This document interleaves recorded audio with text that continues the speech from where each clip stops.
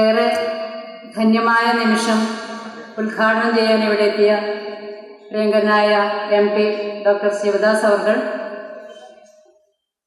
വേദിയിലിരിക്കുന്ന വിശിഷ്ട വ്യക്തികൾ, സ്നേഹം നിറഞ്ഞ നാട്ടുകാരെ, ലൈബ്രറി പ്രവർത്തകരെ, പ്രിയപ്പെട്ടവരെ, ഇവിടെ സൂചിപ്പിച്ചു കഴിഞ്ഞു.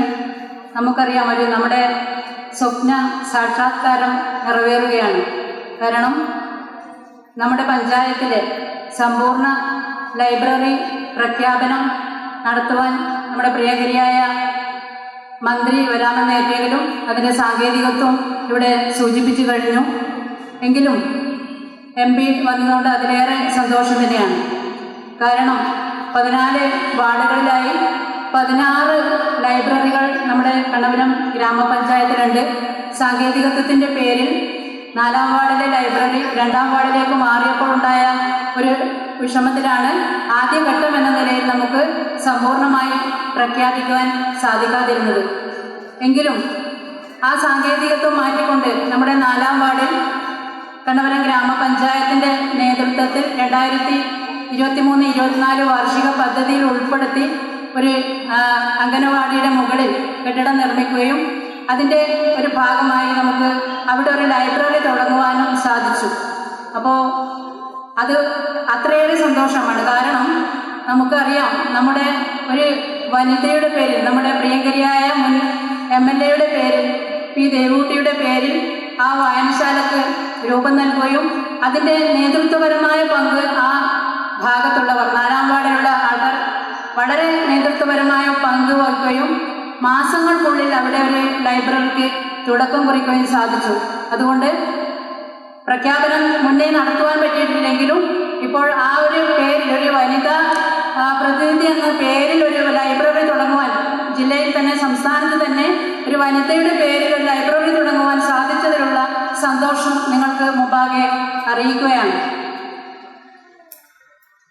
അത് പ്രത്യേകിച്ച് എടുത്തു പറയേണ്ട കാരണം ഒരു കൂട്ടായ്മയുടെ പ്രവർത്തന ഫലമായിട്ട് തന്നെയാണ് മാസങ്ങൾ കൊണ്ട് ആ ഒരു ലൈബ്രറി ഉദ്ഘാടനം ചെയ്യുവാൻ സാധിച്ചത്. അതിനുള്ള പ്രത്യേക കാരണം നമ്മുടെ MP തന്നെയാണ്. നിരന്തരമായി നമുക്ക് ഈ ഒരു പ്രഖ്യാപനം നടത്താനുള്ള ഒരു ഇടപെടലുകൾ MPയുടെ ഭാഗത്തുനിന്നുണ്ടായി. അപ്പോൾ അത് വളരെയധികം സന്തോഷം തന്നെയാണ്. നമുക്കറിയാം, 16 ഗ്രന്ഥശാലകളുടെ പ്രവർത്തനം എടുത്ത് പരിശോധിക്കുകയാണെങ്കിൽ ഓരോ വായനശാലയും ഓരോ ഗ്രന്ഥശാലയും വ്യത്യസ്തങ്ങളായ പരിപാടികളിലൂടെ, പദ്ധതികളിലൂടെ ജനങ്ങൾക്ക് കൊടുക്കുന്ന സേവനങ്ങൾ ഏറ്റവും വിലപ്പെട്ടതാണ്. ഒരു ഗ്രന്ഥശാലയുടെ പ്രവർത്തനം ബാലവേദിയിലൂടെ, അതോടൊപ്പം തന്നെ യുവജനവേദിയിലൂടെ, അതോടൊപ്പം തന്നെ വനിതാ വേദിയിലൂടെ ഒക്കെ വ്യത്യസ്തങ്ങളായ പദ്ധതികളിൽ ഉൾപ്പെടുത്തി പ്രവർത്തനം നടത്തുവാനും ജനങ്ങളെ കൂട്ടായ്മയോടെ കൊണ്ടുപോകുവാനും നമുക്ക് നമ്മുടെ എല്ലാ ഗ്രന്ഥാലയങ്ങൾക്കും സാധിച്ചിട്ടുണ്ട്. വ്യത്യസ്തങ്ങളായ പരിപാടികൾ നമുക്കറിയാം, കുട്ടികൾക്ക് പരിശീലനം കൊടുക്കുന്ന വ്യത്യസ്തങ്ങളായ മേഖലകളിൽ പാഠ്യേതര വിഷയങ്ങളിൽ ഇടപെട്ടുകൊണ്ട് പരിശീലനം കൊടുത്തുകൊണ്ട് നമ്മുടെ കുട്ടികളെ നമ്മോടൊപ്പം ചേർത്തുകൊണ്ട് പ്രവർത്തിക്കുന്ന ലൈബ്രറികളാണ്. അതോടൊപ്പം നമുക്കറിയാം, നമ്മുടെ ലൈബ്രറി കൗൺസിലിൻ്റെ നേതൃത്വത്തിൽ ഏറ്റെടുത്ത് നടപ്പാക്കുന്ന പ്രവർത്തനങ്ങൾ, പുസ്തകം, ഇപ്പം 95,000-ലധികം പുസ്തകങ്ങൾ നമ്മുടെ ഈ വ്യത്യസ്ത ഗ്രന്ഥശാലകൾ എടുത്ത് പരിശോധിച്ചാൽ നമുക്ക് കാണുവാൻ വേണ്ടി സാധിക്കും. നമ്മുടെ ഗ്രാമീണ ലൈബ്രറികൾ, അതിൻ്റെ സേവന പ്രവർത്തനങ്ങൾ ഏറ്റവും വിലപ്പെട്ടത് തന്നെയാണ്. നമ്മുടെ കലാലയമാക്കി, അല്ലെങ്കിൽ സർവകലാശാലയാക്കി മാറ്റാൻ, ഗ്രാമീണ സർവകലാശാലകളാക്കി മാറ്റുവാൻ നമ്മുടെ ഗ്രന്ഥാലയങ്ങൾ എടുക്കുന്ന പങ്ക് ഏറ്റവും വിലപ്പെട്ടത് തന്നെയാണ്. ഒരു കൂട്ടായ്മയോടുകൂടി ഇത്തരം പ്രവർത്തനങ്ങൾ ഏറ്റെടുത്തുകൊണ്ട് ജനോപകാരപ്രദമായ വ്യത്യസ്ത പരിപാടികൾക്ക് നേതൃത്വം കൊടുത്തുകൊണ്ട് നമ്മുടെ പ്രവർത്തനങ്ങൾ വ്യാപിപ്പിക്കുവാൻ സാധിച്ചത് നമ്മുടെ ഓരോരുത്തരുടെയും, നിങ്ങളുടെ ഓരോരുത്തരുടെയും കൂട്ടായ്മയുടെ ഫലമായിട്ട് തന്നെയാണ്. അതിലേറെയധികം സന്തോഷം അറിയിക്കുകയാണ്. ഏതായാലും ഞാൻ കൂടുതൽ കാര്യങ്ങളിലേക്കൊന്നും കിടക്കുന്നില്ല. ഏറെ പ്രിയങ്കരനായ MPയെ ഈ ഒരു പരിപാടി ഉദ്ഘാടനം ചെയ്യുന്നതിനോട് വേണ്ടിയും അതോടൊപ്പം തന്നെ സമ്പൂർണ്ണ ലൈബ്രറി പ്രഖ്യാപനം നടത്തുന്നതിന് വേണ്ടിയും വളരെ സന്തോഷപൂർവ്വം ഡോക്ടർ ശിവദാസൻ MPയെ ക്ഷണിക്കുകയാണ്.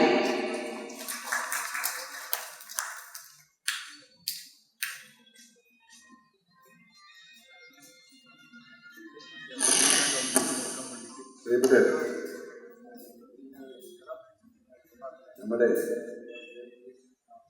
നാട്ടിനെ ഏറ്റവും ചലനാത്മകമാക്കുന്ന ഘടകങ്ങളാണ് നമ്മുടെ നാട്ടിലെ വായനശാലകൾ.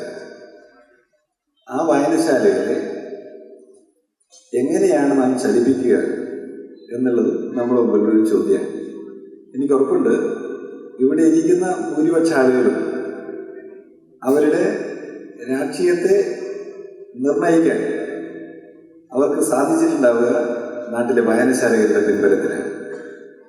നമ്മുടെ നാട്ടിലെ വായനശാലകൾ രൂപപ്പെട്ടതും അത് മുന്നോട്ട് പോയിട്ടുള്ളതും ഏതെങ്കിലും വലിയ ചിന്തകന്മാരുടെ എന്ന് പറയപ്പെടുന്നവരുടെ അല്ലെങ്കിൽ നാട്ടിലെ അതിസമ്പന്നരായിട്ടുള്ള പ്രമാണിമാരുടെ അവരുടെ അങ്ങനെയുള്ള ആളുകളുടെ ഒന്നും ഔദാര്യപൂർവമായിട്ടുള്ള ഇടപെടലിലൂടെ ആയിരുന്നില്ല, മറിച്ച് കർഷകരും തൊഴിലാളികളുമായിട്ടുള്ള ആളുകളുടെ കൂട്ടായ്മയിലാണ് നമ്മുടെ നാട്ടിലെ വായനശാലകൾ, ലൈബ്രറികളെല്ലാം രൂപപ്പെട്ടു വന്നിട്ടുണ്ട്. ഇന്ത്യയിലെ ഏറ്റവും സവിശേഷമായ ഒരു അന്തരീക്ഷം കേരളത്തിൽ നിലനിൽക്കുന്നു. അത് കേരളത്തിൻ്റെ ചരിത്രവുമായി ചേർന്നുള്ളതാണ്.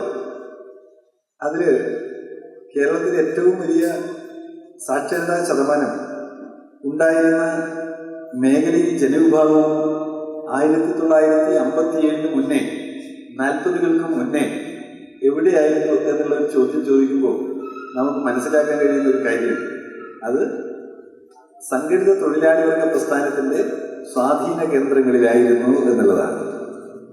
നിങ്ങൾ ആലോചിച്ച് നോക്കുക, നിങ്ങളൊന്ന് ആലോചിച്ച് നോക്കുക, സാക്ഷരതയുടെ വായനാശീലത്തിൻ്റെ അളവെടുത്ത് പരിശോധിച്ചാൽ അത് ഏറ്റവും ഉയരെ നിന്നിട്ടുള്ളത് ജാതിയിൽ മേലാളന്മാരായിട്ടുള്ള ആളുകളുണ്ടായ സ്ഥലത്തല്ല, അത് സാമ്പത്തികമായി ഏറ്റവും ഉയർന്ന ആളുകളുണ്ടായിരുന്നു, ഫ്യൂഡൽ തറവാടുകൾ ഏറെ ഉണ്ടായിരുന്ന സ്ഥലത്തുമായിരുന്നില്ല, മറിച്ച് അത് തൊഴിലാളികളുടെ സംഘടന ഉണ്ടായ സ്ഥലങ്ങളിലാണ്.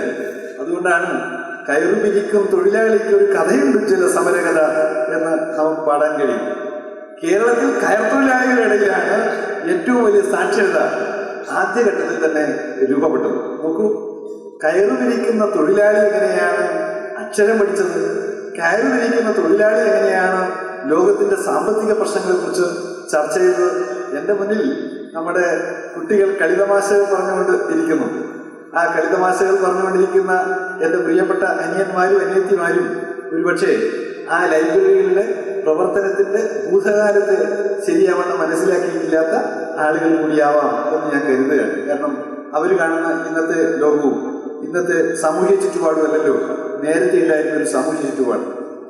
വെങ്കടേശ് രാമകൃഷ്ണൻ എന്ന ഹിന്ദുവിന്റെ ഡെപ്യൂട്ടി എഡിറ്ററായി ഇന്ന് പത്രപ്രവർത്തന മാധ്യമ രംഗത്ത് ഇപ്പോഴും തുടരുന്ന വെങ്കടേശ് രാമകൃഷ്ണൻ പറഞ്ഞിട്ടുള്ള ഒരു കാര്യം എന്താ വെച്ചാൽ, അദ്ദേഹം 90-കൾക്ക് മുമ്പ്, എൻ്റെ അനിയത്തിമാർ അനിയന്മാർ ശ്രദ്ധിക്കുന്നുണ്ടാവുമെന്ന് കരുതുകയാണ്, 90-കൾക്ക് മുമ്പ്, ഇവിടെ ഇരിക്കുന്ന നിങ്ങളിൽ പലരും ജനിക്കുന്നതിന് മുമ്പ്, ആ 90-കൾക്ക് മുമ്പ് ഒരു ദിവസം ഹിന്ദുവിൻ്റെ റിപ്പോർട്ടിങ്ങിൻ്റെ ഡ്യൂട്ടിയൊക്കെ കഴിഞ്ഞ് കണ്ണൂരിൽ വന്നിറങ്ങി കണ്ണോത്തൻചാൽ എന്ന് പറയുന്ന സ്ഥലത്ത് അദ്ദേഹത്തിൻ്റെ വീടിൻ്റെ അടുത്തെത്തി. വീട്ടിലേക്ക് തെറ്റുന്ന വഴിക്ക് ഒരു വായനശാലയുണ്ട്, ആ വായനശാലയുടെ സൈഡിലേക്ക് കൂടി കൊണ്ട് പോകാൻ. അങ്ങനെ വായനശാലയുടെ അടുത്തെത്തിയപ്പോൾ അവിടുത്തെ പീഡി തൊഴിലാളിയായ വാസു എന്ന് പറയുന്ന തൊഴിലാളി 11-11:30 കഴിഞ്ഞിട്ടുണ്ടാവുമെന്നാണ് അദ്ദേഹം പറഞ്ഞത്. സമയം ഏകദേശം 12-നോട് അടുക്കുകയാണെന്ന് പറഞ്ഞാൽ അവിടുത്തെ തൊഴിലാളികളും ചെറുപ്പക്കാരായിട്ടുള്ള തൊഴിലാളികളും ഒക്കെ ഇരുന്നിട്ട് അവിടെ ഇങ്ങനെ കിസ പറഞ്ഞിരിക്കുന്നു എന്ന് നമ്മൾ പറയുമല്ലോ, നാട്ടിൽ വായനശാലയിൽ ഇരുന്നിട്ട് ഇങ്ങനെ. അപ്പോൾ ഈ വാസു എന്ന് പറഞ്ഞ അദ്ദേഹം തൊഴിലാളിയായ മനുഷ്യൻ നമ്മുടെ വെങ്കടേശ് രാമകൃഷ്ണനോട് ചോദിക്കുകയാണ്, അല്ല വെങ്കടി, ഈ രാമകൃഷ്ണൻ വെങ്കടി എന്നാണ് അതിനെ വിളിക്കാറ്, വെങ്കടി ഒരു ചോദ്യം ചോദിക്കാറ്, ഒരു സംശയമുണ്ട്, നീ ഒന്ന് ഇങ്ങോട്ട് വാന്ന് പറഞ്ഞു. വായനശാലയിലേക്ക് കയറിച്ചെന്ന് അദ്ദേഹത്തോട് ചോദിച്ചു, ഈ രണ്ടാം ലോക മഹായുദ്ധത്തിൽ ഒരു കാരണവശാലും വിട്ടുകൊടുക്കാൻ പാടില്ലാത്ത ഒരു ഭൂമിയെക്കുറിച്ച്, ഒരു പ്രദേശത്തെക്കുറിച്ച് സ്റ്റാലിൻ പറഞ്ഞിട്ടുണ്ടല്ലോ, അത് ഏതായിരുന്നു എന്ന് ആരോട് ചോദിക്കുകയാണ്? തൊഴിലാളിയായ മനുഷ്യൻ വെങ്കടേശ് രാമകൃഷ്ണൻ എന്ന ഹിന്ദുവിലെ പത്രപ്രവർത്തകരോട് ചോദിക്കുകയാണ്. അപ്പോൾ വെങ്കടേശ് രാമകൃഷ്ണൻ പറഞ്ഞത്രേ, എനിക്കിപ്പോൾ അത് ഓർമ്മയിൽ വരുന്നില്ല, എനിക്ക് ഓർമ്മ കിട്ടുന്നില്ല, അറിയില്ല, ഞാൻ നാളെ രാവിലെ നിങ്ങൾക്ക് പറഞ്ഞുതരാം. നാളെ രാവിലെ നിങ്ങൾക്ക് പറഞ്ഞുതരാമെന്ന് പറഞ്ഞപ്പോൾ ഈ തൊഴിലാളിയായ മനുഷ്യൻ കൊടുത്ത മറുപടി, നാളെ നീ പറഞ്ഞു തരുന്നില്ല, അപ്പം ഞാൻ എനിക്ക് അങ്ങോട്ട് പറഞ്ഞുതരാം എന്ന് പറഞ്ഞ് അവിടെ സംഭാഷണം അവസാനിപ്പിക്കുകയും അവർ പിന്നെയും തമാശകളൊക്കെ പറഞ്ഞു പിരിഞ്ഞു. പിറ്റേന്ന് രാവിലെ നേരം പുലരുന്നതിന് മുമ്പ് വെങ്കടേശ് രാമകൃഷ്ണൻ ഉറക്കം തെളിയുന്നത് വാതിലിന്റെ മുകളിലുള്ള ഈ തൊഴിലാളിയായ മനുഷ്യന്റെ കൊട്ട് കേട്ടിട്ടാണ്. അങ്ങനെ വാതിൽ തുറന്നപ്പോൾ മാതൃഭൂമിയുടെയും മറ്റും പഴയ കുറേ പേപ്പറും മാസികകളും എടുത്തിട്ട് അദ്ദേഹം പറയാണ്, ഒരിക്കലും വിട്ടുകൊടുക്കാൻ പാടില്ലാത്ത സ്ഥലം എന്ന് സ്റ്റാലിൻ പറഞ്ഞത് ആ ഉക്രൈൻ എന്ന് പറയുന്ന സ്ഥലമാണ് എന്ന് പറയുന്നത്. ഉക്രൈൻ ഞാൻ നിങ്ങൾക്ക് മനസ്സിലാകുന്നുണ്ടാവും പറയുന്ന ഉള്ളടക്കം. നോക്കൂ, പതിറ്റാണ്ട് മുമ്പ് ഒരു വായനശാലയിലെ കോണിലിരുന്ന് നടന്നിട്ടുള്ള ചർച്ചയാണ്. എന്നിട്ട് വെങ്കടേശ്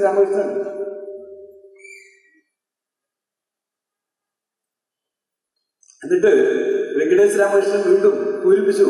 ആ പുലർകാലത്ത് അദ്ദേഹം വീണ്ടും ചോദിച്ചു, വെങ്കടി, ഈ പെരിസ്ട്രോയ്ക്കും ഗ്ലാസ്നോസ്കിയും എങ്ങനെയാണ് സോവിയറ്റ് യൂണിയനെ ബാധിക്കുക? ചോദിക്കുന്നത് ഗവേഷണം പൂർത്തിയാക്കിയിട്ട് യൂണിവേഴ്സിറ്റിയിൽ ജോലി ചെയ്യുന്ന ആളല്ല, ചോദിക്കുന്നത് വീട് തൊഴിലാളിയായ ഒരു മനുഷ്യൻ ചോദിക്കുകയാണ്, ഈ ഗ്ലാസ്നോസ്കിയും പെരിസ്ട്രോയ്ക്കും എങ്ങനെയാണ് സോവിയറ്റ് യൂണിയനെ ബാധിക്കുക? കേൾക്കണം ആ ചോദ്യം. അപ്പോ വളരെ ഉത്കണ്ഠയോടുകൂടിയാണ്.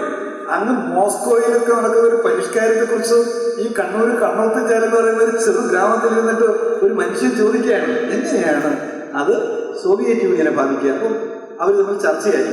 ചർച്ചക്കിടയിൽ ആ തൊഴിലാളി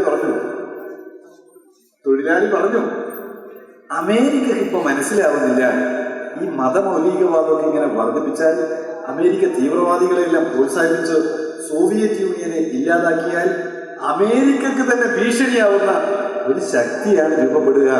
അവരെ നിയന്ത്രിക്കാൻ, ആ മതമൗലികവാദത്തെ നിയന്ത്രിക്കാൻ പിന്നെ അമേരിക്കക്ക് കഴിയില്ല. ഇത് പറഞ്ഞത് ജവഹർലാൽ യൂണിവേഴ്സിറ്റിയിലെ പ്രൊഫസർ അല്ല, ഇത് പറഞ്ഞത് ഒരു തൊഴിലാളിയായ മനുഷ്യൻ. ആരോട് പറയാണ്?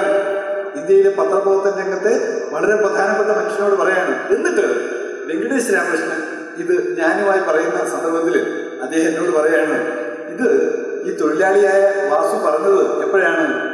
വേൾഡ് ട്രേഡ് സെന്റർ തകർക്കപ്പെടുന്നതിനും 2 പതിറ്റാണ്ടുകൾക്ക് മുമ്പാണ്.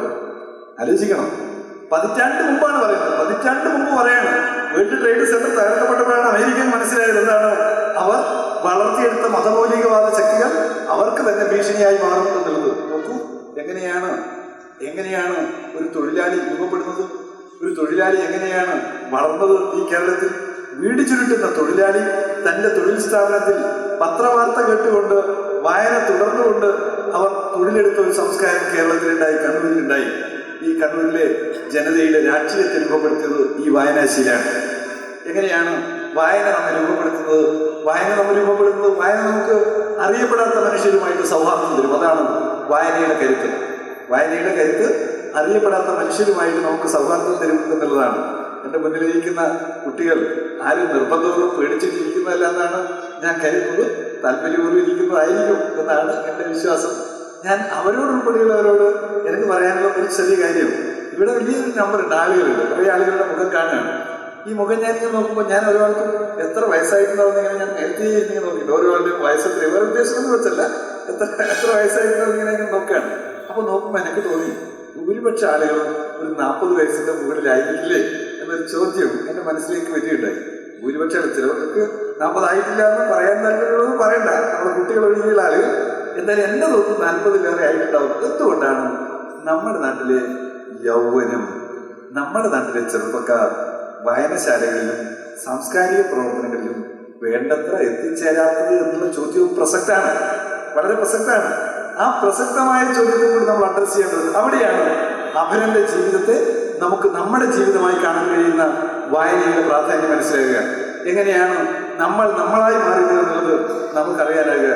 നമ്മൾ നമ്മളായത് എങ്ങനെയാണെന്ന് ശിവദാസൻ വിനോദ് പ്രസംഗിച്ച നിങ്ങളുടെ തലയിൽ കടക്കണമില്ല. പക്ഷേ നമ്മുടെ ചെറുകാടിന്റെ മുത്തശ്ശി എന്ന നോവൽ വായിക്കുമ്പോൾ നമ്മൾ അറിയാത്ത ഒരു ലോകത്തെ കാണുകയാണ്. മുത്തശ്ശിയിലെ നാനി ടീച്ചറെ എങ്ങനെയാണ് ചെറുകാട് നമ്മൾ പരിചയപ്പെടുത്തുന്നത്? ആ സൗന്ദര്യ സങ്കല്പത്തെ മാറ്റിമറിക്കുകയാണ്. ഇന്ദുലേഖ വായിക്കുമ്പോൾ, ചന്തുമേനോന്റെ ഇന്ദുലേഖ വായിക്കുമ്പോൾ നമ്മൾ ഒരു കാഴ്ച കാണുന്നുണ്ടല്ലോ. ആ ചന്തുമേനോന്റെ ഇന്ദുലേഖ എന്ന് പറയുന്ന അതിലെ നായിക കഥാപാത്രത്തെ ചന്തുമേനോൻ എങ്ങനെയാണ് പരിചയപ്പെടുത്തുന്നത്? കസവ് കഥയുള്ള ആ സാരി അണിഞ്ഞിട്ടുള്ള, ആ കസവ് അണിഞ്ഞിട്ടുള്ള ഇന്ദുലേഖയെ കുറിച്ച് പറഞ്ഞിരിക്കുന്നുണ്ട്. ഇന്ദുലേഖ എങ്ങനെയാണ്? ഇന്ദുലേഖയുടെ ശരീരത്തിന്റെ നിറം ശരീരത്തിന്റെ നിറം ഈ കസവ് കരിയുമായിട്ട് എവിടെയാണ് അവസാനിക്കുന്നതെന്ന് മനസ്സിലാക്കാൻ പറ്റില്ല. ഏതാണ് ഇന്ദുലേഖയുടെ ശരീരത്തിന്റെ കളറാണോ കസവ് കരിയാണോ ഏതെന്ന് മനസ്സിലാക്കാൻ പറ്റില്ല. അങ്ങനെയാണ് ഇന്ദുലേഖയുടെ കളർ. ഇനി ഇന്ദുലേഖയെ കുറിച്ച് വീണ്ടും വർണ്ണിക്കുകയാണ്. എന്താണ് ഇന്ദുലേഖ കാതില് ഇവിടെ കാതില് വേണ്ടിയല്ലോ ഈ കാതിലെ സ്വർണത്തിന്റെ ആ കാതിലിങ്ങനെ തിളങ്ങുന്നുണ്ട്.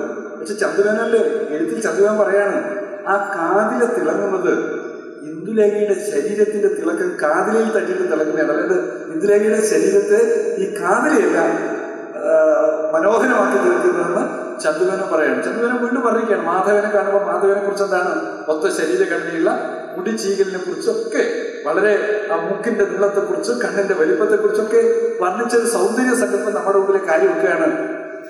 ഇന്ദുലേഖയിൽ ചന്ദ്രനും വെക്കുകയാണ്.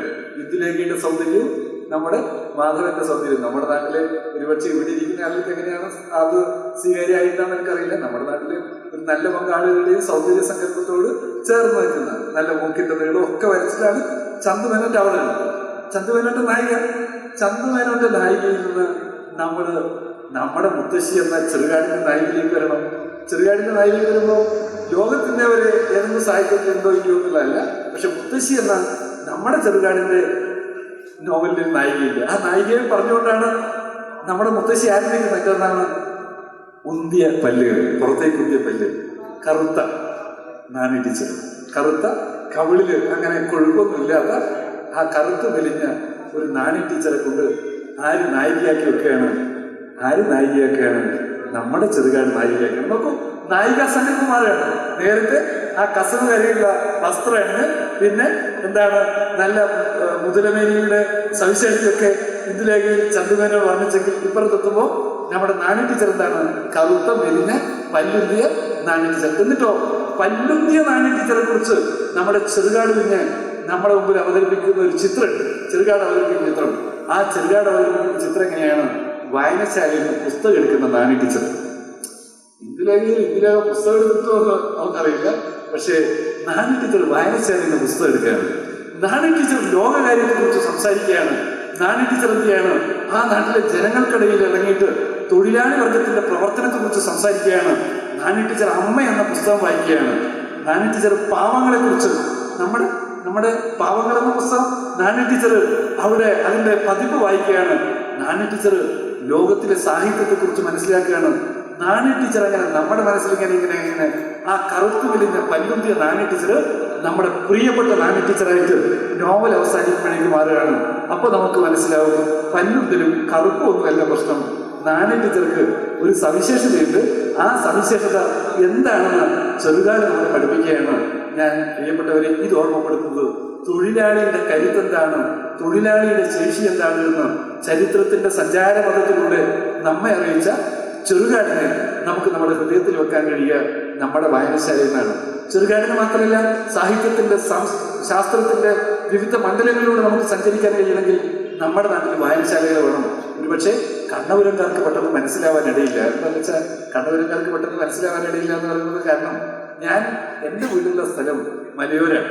ഈ മലയോരത്തെ പേരാവൂർ ഉൾപ്പെടെയുള്ള അല്ലെങ്കിൽ ആലക്കോടിന്റെ ഒക്കെ ഉൾപ്പെടെയുള്ള പ്രദേശങ്ങളിൽ അവിടുത്തെ ഒരു അന്തരീക്ഷമല്ല കണ്ണപുരത്തും ചെറുകുന്നും ഈ എന്താ പറയേണ്ടത് ഈ ഇടതുപക്ഷ രാഷ്ട്രീയത്തിന് നല്ല സ്വാധീനമുള്ള മേഖലയിലുള്ള ഒരു സാംസ്കാരിക അന്തരീക്ഷം വ്യത്യസ്തമാണ്. എന്നാൽ അതിൽ നിന്ന് വ്യത്യസ്തമായിട്ടുള്ള സ്ഥലങ്ങളിൽ എങ്ങനെയാണ് ശാസ്ത്രബോധനം നടത്തുക? മതസ്ഥാപനങ്ങളിൽ നിങ്ങൾക്ക് ശാസ്ത്രത്തെക്കുറിച്ച് സംസാരിക്കാൻ ബുദ്ധിമുട്ടാണ്. കണ്ണപുരത്ത് എന്താണ് പൊതു ഇടങ്ങളുണ്ട്. എന്നാൽ മറ്റു പലയിടങ്ങളിൽ ജാതിയുടെയും മതത്തിന്റെ ഇടങ്ങളാണ് കൂടുതൽ. നമുക്ക് ജാതിയുടെയും മതത്തിന്റെ ഇടങ്ങളല്ല, പൊതു ഇടങ്ങൾ ഉണ്ടാവണം. അങ്ങനെ പൊതു ഇടങ്ങൾ ഉണ്ടാകുമ്പോഴാണ് നമുക്ക് സാംസ്കാരിക മേഖലയെക്കുറിച്ച് ചർച്ച ചെയ്യാൻ പറ്റുക, നമുക്ക് നമ്മുടെ ശാസ്ത്രത്തെക്കുറിച്ച് ചർച്ച ചെയ്യാൻ പറ്റുക. ആലോചിക്കൂ, ഒരു മതസ്ഥാപനത്തിൽ പോയിട്ട് നിങ്ങളെങ്ങനെയാണ് ഗലീലിയെ കുറിച്ച് ചർച്ച ചെയ്യുക? നമ്മുടെ കുട്ടികളിവിടെ ഇരിക്കുകയാണ്. കുട്ടികളുടെ മനസ്സിലേക്ക് ഗലീലിയ വന്നിട്ടുണ്ടോ എനിക്കറിയില്ല. ഗലീലിയെ കുറിച്ച് എങ്ങനെയാണ് സംസാരിക്കുക? ഗലീലിയെ കുറിച്ച് മതസ്ഥാപനം ചെന്ന് സംസാരിക്കുമ്പോൾ കുറച്ച് ബുദ്ധിമുട്ട് വരും. ഭൂമി ഉരുണ്ടതാണ്, പരന്നതല്ല എന്ന് പറഞ്ഞ മനുഷ്യനെ കുറിച്ച് ഭൂമി പരന്നതല്ല ഉരുണ്ടതാണ് എന്ന് പറഞ്ഞതിന്റെ ഭാഗമായിട്ട് ഇവിടെ നിങ്ങൾ ആരെങ്കിലും പറഞ്ഞാൽ നിങ്ങൾക്ക് ആർക്കും ജീവൻ നഷ്ടപ്പെടില്ല. ഒരാൾ ജയിലിൽ കിടക്കപ്പെടാൻ പോകുന്നില്ല എന്നുകൊണ്ട് ധൈര്യത്തിൽ പറയാം. പക്ഷെ പട്ടൊരിക്കൽ ഭൂമി ഉരുണ്ടതാണ് എന്ന് പറഞ്ഞതുകൊണ്ട് ഉമിതിയിൽ വെന്ത് മരിക്കേണ്ടി വന്ന ബ്രൂണോ എന്ന മഹാനായ ശാസ്ത്രകാരനെ കുറിച്ച് നിങ്ങൾക്ക് പറയാൻ പറ്റണമെങ്കിൽ, പഠിപ്പിക്കാൻ പറ്റണമെങ്കിൽ വായനശാല വേണം. അവിടെ പറ്റൂ. നിങ്ങൾക്ക് വായനശാലയിൽ പറ്റും, മതസ്ഥാപനത്തിന് പറ്റില്ല. നിങ്ങൾക്ക് മതസ്ഥാപനത്തിന് പറ്റില്ല. ഭൂമി ആരാണ് ഉണ്ടാക്കിയത് എന്ന ചോദ്യത്തിന് ഭൂമി ഞാൻ അങ്ങോട്ടൊന്നും കടക്കുന്നില്ല. പക്ഷേ ഞാൻ പറയുന്നത് ശാസ്ത്രീയമായ ഉത്തരം നൽകണമെങ്കിൽ നിങ്ങൾക്ക് വായനശാല വേണം. നിങ്ങൾക്ക് ബ്രൂണോയെക്കുറിച്ച്, ഗലീലിയെക്കുറിച്ച്, ആ ഗലീലിയുടെ ഉപയോഗിച്ച ടെലസ്കോപ്പിന്റെ സവിശേഷതയെക്കുറിച്ച്, ഈ നേരായ സൂര്യനെ നിരീക്ഷിച്ചതിന്റെ ഭാഗമായിട്ട് ആധുനിക സാങ്കേതിക വിദ്യയുടെ അഭാവത്തിൽ കണ്ണിന്റെ കാഴ്ചശക്തി പോയ മനുഷ്യനെ കുറിച്ച് നിങ്ങൾക്ക് പഠിപ്പിക്കാൻ പറ്റണമെങ്കിൽ പ്രിയപ്പെട്ടവരെ, ഞാൻ ഓർമ്മപ്പെടുത്തുന്നത് നിങ്ങൾക്ക് വായനശാല വേണമെന്നുള്ളതാണ്. അതുകൊണ്ട് വായനശാല സ്ഥാപിക്കുക എന്നുള്ളത് ഒരു വലിയ ജനാധിപത്യവൽക്കരണത്തിന്റെ പ്രവർത്തനമാണ്. ആ ജനാധിപത്യവൽക്കരണ പ്രവർത്തനത്തിൽ നാടിനെയാകെ നമുക്ക് അണിനിരത്താൻ പറ്റണം. വായനശാലയുടെ സവിശേഷത എന്തായിരിക്കണം? വായനശാല എന്ന് പറഞ്ഞാൽ എല്ലാവരും കയറുന്നുണ്ടായിരിക്കണം. എല്ലാവരും കയറുന്നുണ്ടായിരിക്കണം. അത് ഏതെങ്കിലും ഒരു പാർട്ടിക്കാരുടെ ഓഫീസാവരുത്. അത് ഏതെങ്കിലും ഒരു മതവിഭാഗത്തിന്റെ മാത്രം സ്ഥാപനമാവരുത്. മതവിഭാഗത്തിന്റെ മാത്രം സ്ഥാപനമായിരിക്കും. ചിലർ സങ്കല്പിക്കുന്നുണ്ടാവും പാർട്ടി ഓഫീസിന്റെ ഭാഗമായിട്ട് വന്നാൽ എന്താണ് പ്രശ്നം? ഒരു പ്രശ്നമില്ല, എല്ലാവർക്കും കയറി ഇടാൻ പറ്റുന്ന സ്ഥലമായി മാറുന്നത് നല്ലത് തന്നെ. പക്ഷേ എന്താ പ്രയാസം? എല്ലാവർക്കും അവിടെ കയറാൻ തോന്നണം.